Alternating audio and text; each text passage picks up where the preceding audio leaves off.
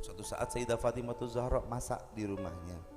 Sayyiduna Ali sebagai suaminya yang tercinta melihat putri Rasulullah, melihat putri Rasulullah, melihat putri Rasulullah, merasa iba, merasa kasihan.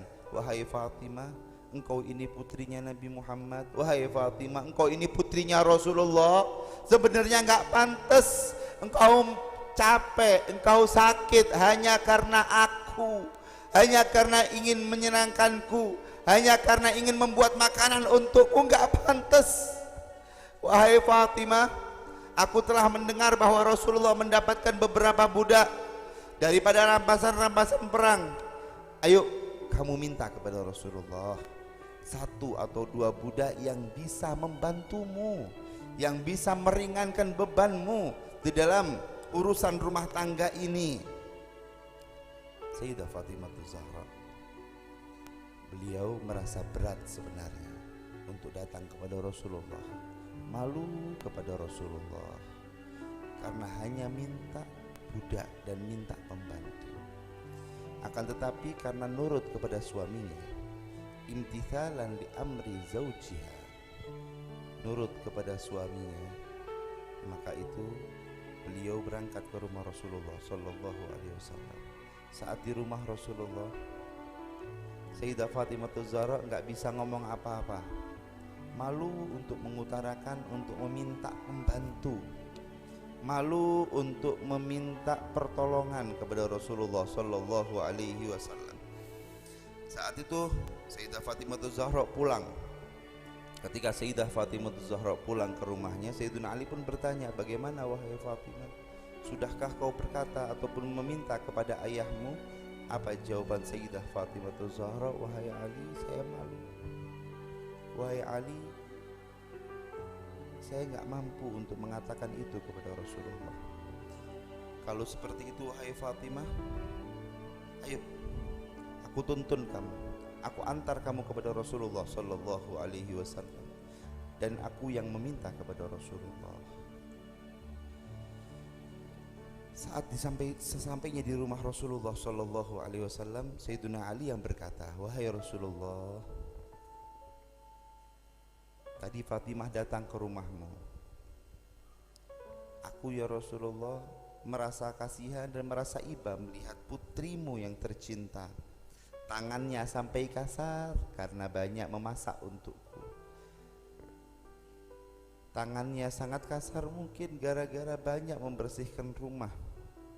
Ya Rasulullah, sudihkah engkau memberi budak untuk putrimu Fatimah Zahra?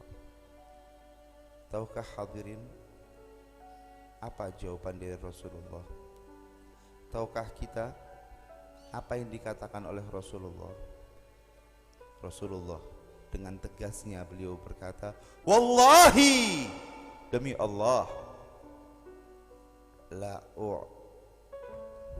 aku tidak akan u'tikuma, aku tidak akan berikan apapun kepada kalian berdua. Aku enggak akan berikan itu kepada kalian. Aku tidak akan berikan budak kepada kalian, sedangkan aku harus membuat orang-orang ahlu sufah kelaparan. Aku akan jual semua budak tersebut dan aku belikan makanan untuk ahlu sufah yang ada di Masjid Nabawi yang mereka sekarang lagi kelaparan.